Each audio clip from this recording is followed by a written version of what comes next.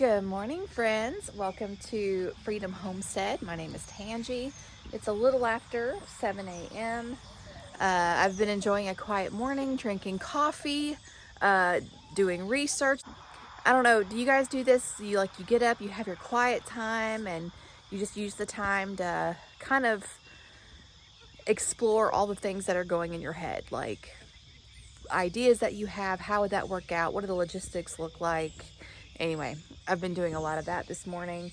Anyway, just came out to check on the girls and the boy, and filled the feeder, checked on things on the inside, and get ready to go back in and pour my second cup of coffee and get my work day started. I don't have a lot going on today as far as my job stuff. If you're new here, I'm blessed to get to work from home. I'm a loan processor for a mortgage brokerage. The plan is to spend the rest of the day in the kitchen. I need to put up some potatoes, store-bought potatoes, and I also have some green tomatoes to process, and my plan with those is mock jam and salsa verde. So we'll see what we get accomplished today. While I'm out here, Jack and I were out here with the girls the other day, and I was really just like looking at the chickens, and I noticed that there's something about one of the barred rocks that I'd never noticed before, something that makes her stand out from the other ones, so I was able to name her. This pretty girl here, her entire head is red, and none of the other barred rocks look like that. The other ones have feathers on their face, but her whole head is red. So I am able to name her since she has something that distinguishes her from the others. Her name is Reagan. And yeah, so the chickens that we have named, because we can tell them apart from the other ones, our rooster's name is Washington, after George Washington, one of our founding fathers. The white one is Liberty, and now we have Reagan. So something else that's exciting today, Jack is off work today, and later this evening he's actually going to go see a man about a couch for our sunroom. So that's exciting.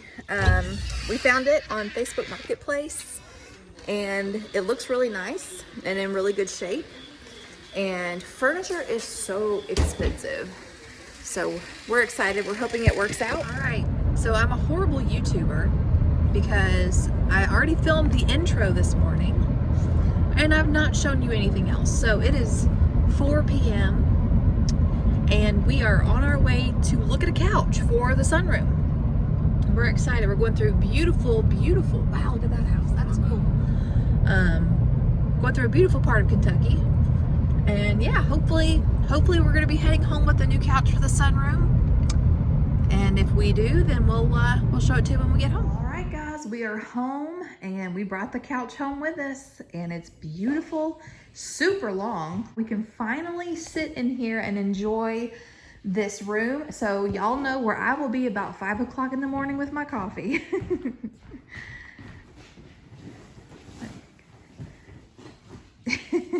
See? No, Ruger.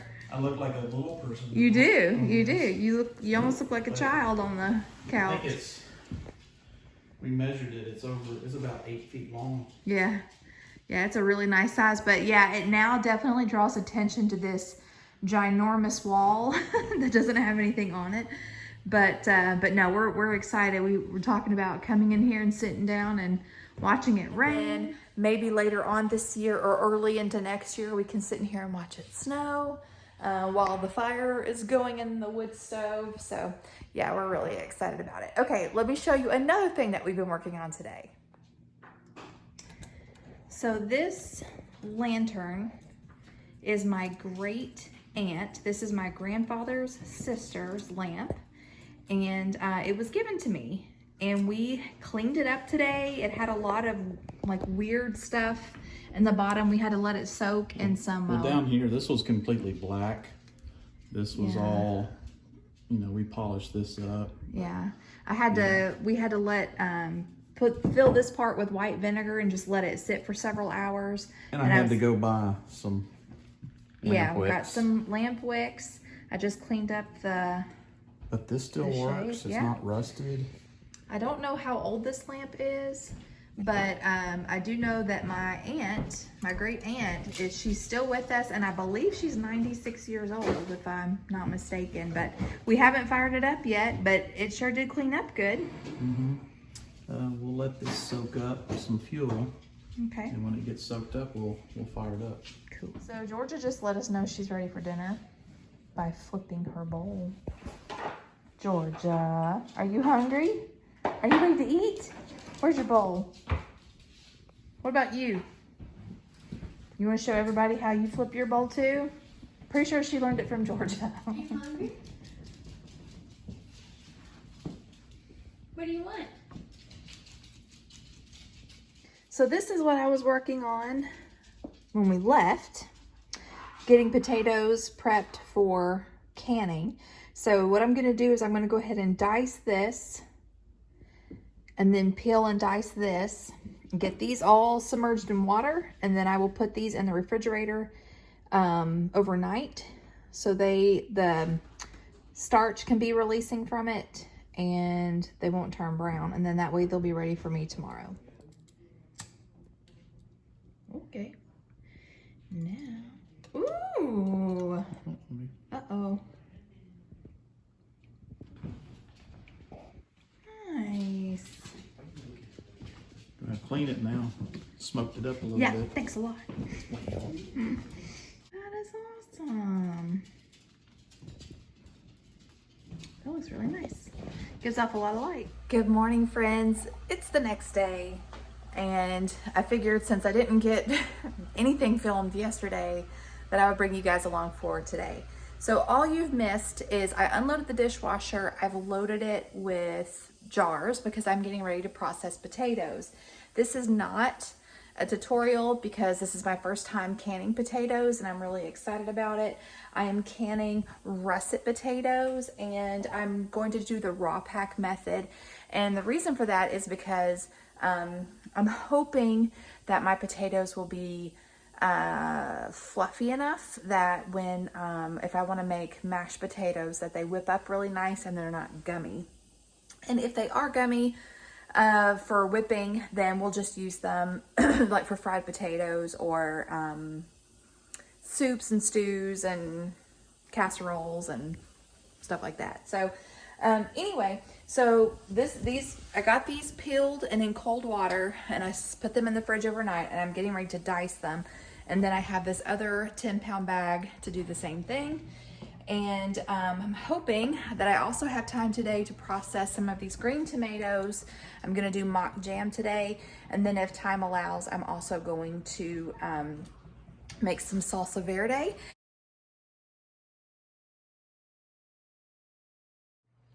Okay, so just a quick little update. I had to stop what I was doing for a little bit to get some work done. And I'm also listening to Constance at A Good Life Farm. She has a few videos on using canned potatoes and recipes. And since I'm getting ready to can potatoes, I wanted to see how she uses hers.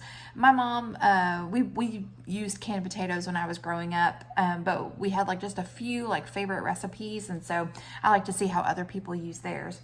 All right, so what I'm doing now is I am waiting for my jars to get done. I need to go ahead and start processing the tomatoes. I think I'll just start getting them washed and everything. But my potatoes are done and they are soaking in cold water, just trying to pull some of the starch out. And I'm hoping that not only I can get some housework done today, but I'm also kind of hoping to get the front porch cleaned off. My friend Julie at Row & Co Farms, her video that she put out yesterday was of getting her porch ready for fall. I really like to do the same thing. So anyway, but that's the last thing on the list. I also need to figure out what I'm going to do for dinner. Let's get back to work. And you know what? They don't keep very long. So if I want to have potatoes at any given point, and I want them to last more than a few days, I'm going to have to can them. And so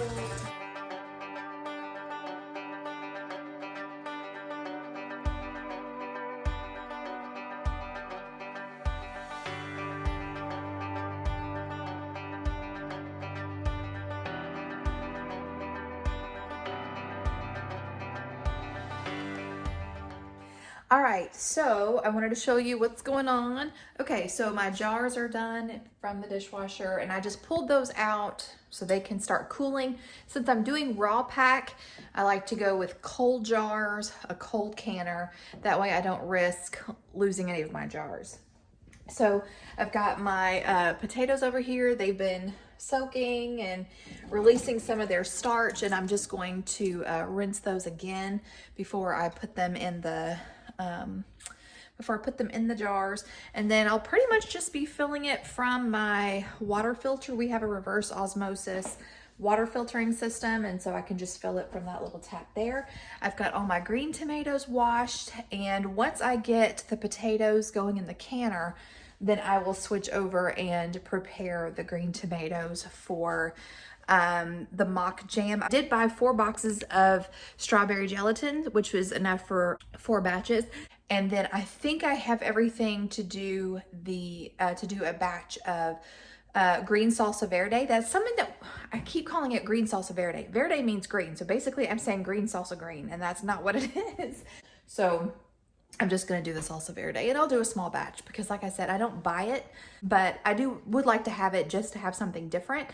And one thing that I think I've mentioned before, when it comes to eating from your pantry, you know, if you ever find yourself where you can't go to the store and you're having to eat what's in the pantry, having I call them toppings, but like relishes, salsas, jams, jellies, butters, all that kind of stuff, that will help give you variety and help with food exhaustion if you ever find yourself in that situation. So with salsa verde, I mean, you could put it on beans, you could put it on quesadillas, you could put it on chicken, you could, you know, lots of different things.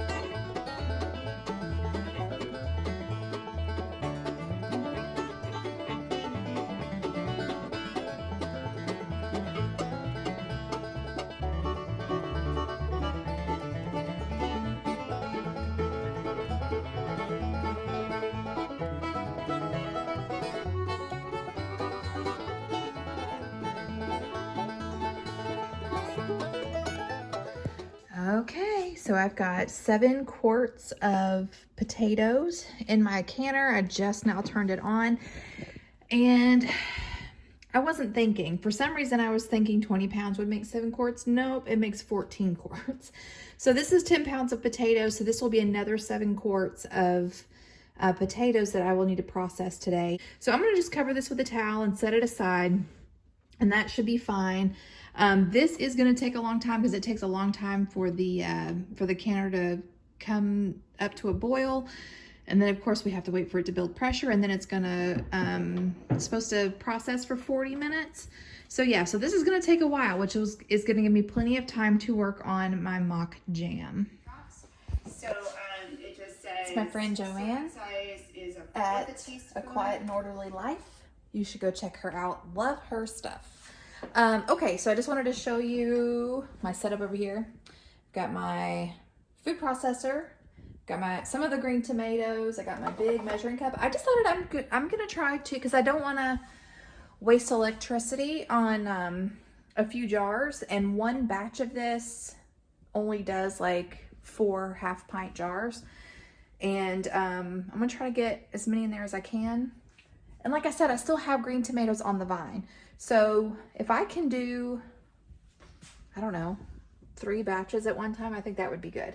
So that's what I'm gonna work on. So I'm going to process these tomatoes, just gonna cut the ends and any bad spots off, which there's a couple of these that have some worm damage, but not bad. Then I'm gonna get them blended up, and we'll see how much of this we can make. Like I said, I've got enough gelatin for 4 batches, so we'll see what happens.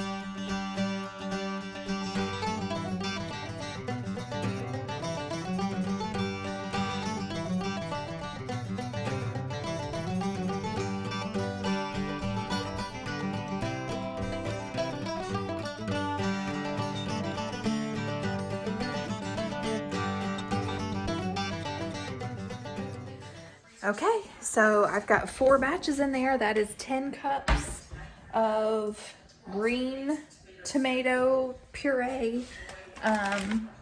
So I'm gonna get the rest of my ingredients out. You don't add like any gel or pectin or anything. I guess it sets up on its own. It does call for 8 cups of sugar though, which is a lot. So I might actually skim that back just a scotch. Maybe. We'll see. All right, so watching the Wartime Kitchen and Garden again. Just pulled this off the heat. I've got to skim the green foam, then stir in the gelatin. And I've got my jars ready. I just got to finish washing out my lids. And I've got the timer going because I am now steaming on the potatoes. Everything's moving right along. All right, I just wanted you guys to see this. Does this not look like strawberry jam? It smells like strawberry jam. So I think this would be a really great way to use up your green tomatoes. And even the pickiest eater, if you don't tell your kids it's green tomato, they will never know.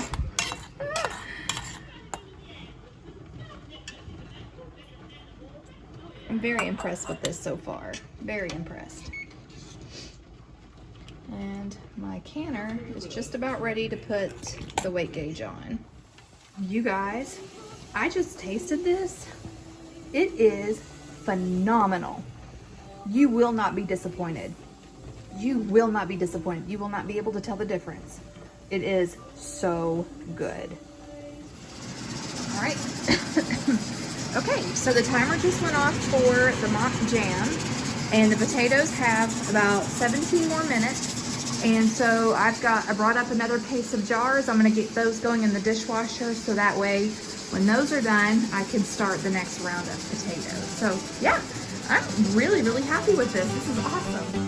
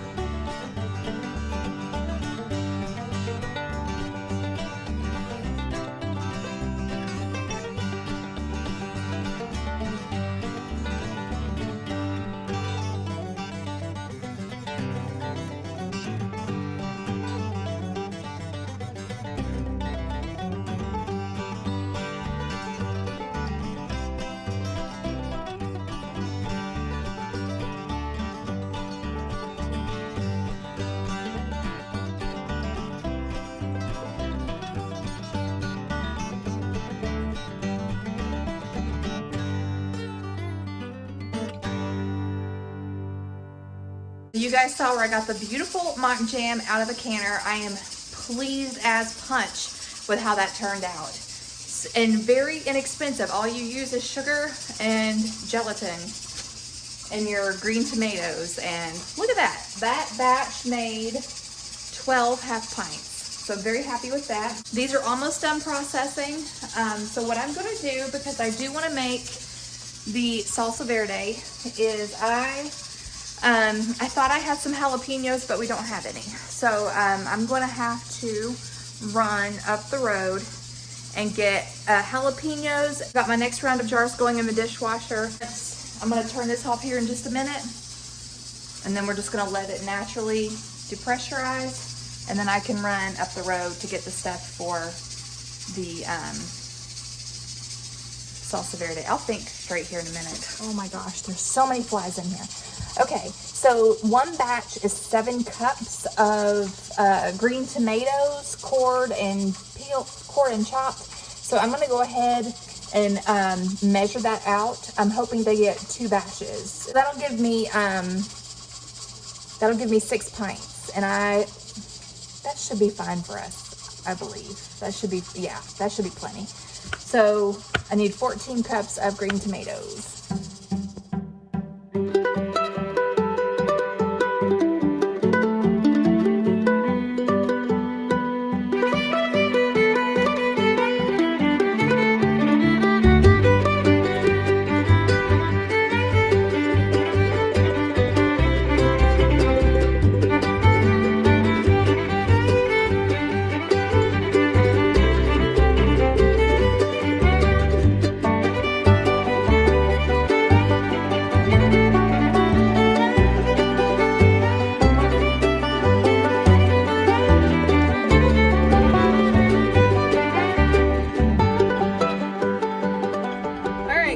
in the car. We are headed to Walmart's to get, I need lime juice, cilantro, and jalapenos to make the salsa verde. So that is where we are headed. Y'all, I just bought 36 pounds of apples for 12 bucks. Guess who's making apple butter and applesauce? Your girl. I'm a little excited. All right, see my buff, I've already lost control of it. She gone. That's okay. Okay, so I'm back from the house, back to the house, not from the house. I'm back to the house. Look at this, all these apples, 36 pounds of apples. I am so excited. Okay, so I got what I needed for the salsa verde. I've got my jalapenos, I got the cilantro, but I went ahead and got enough to make 3 batches. So I'm gonna go ahead and cut up another 7 cups of green tomatoes and get those in the roaster. I also need to get the next round of potatoes going. So if you'll excuse me, I have much things to be done.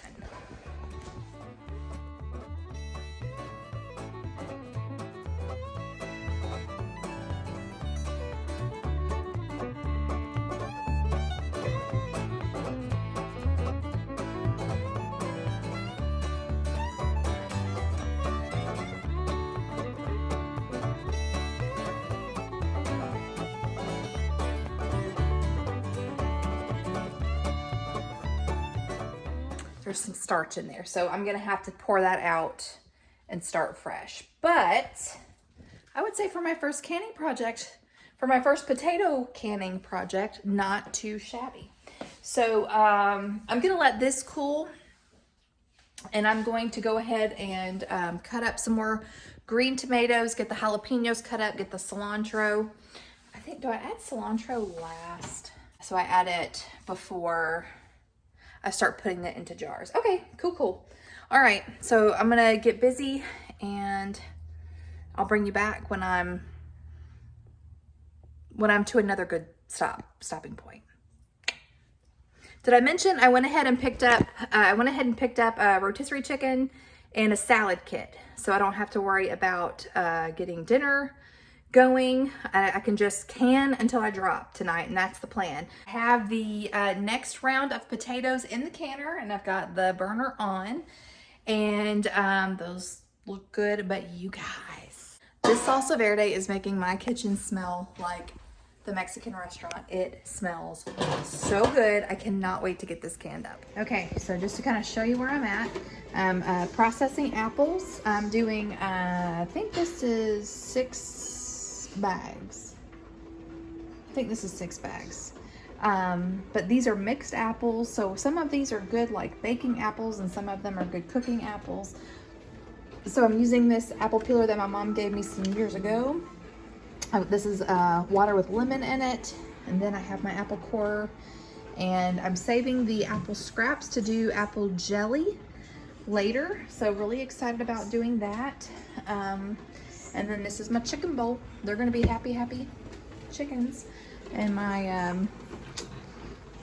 second round of potatoes are going. And here in a minute, I'm going to stir the salsa verde and see where we are on that. Y'all, we've been going at it pretty hard. So I am now waiting for my potatoes to depressurize. I've got the timer going on my salsa verde because it is boiling now. I've got 12 pounds.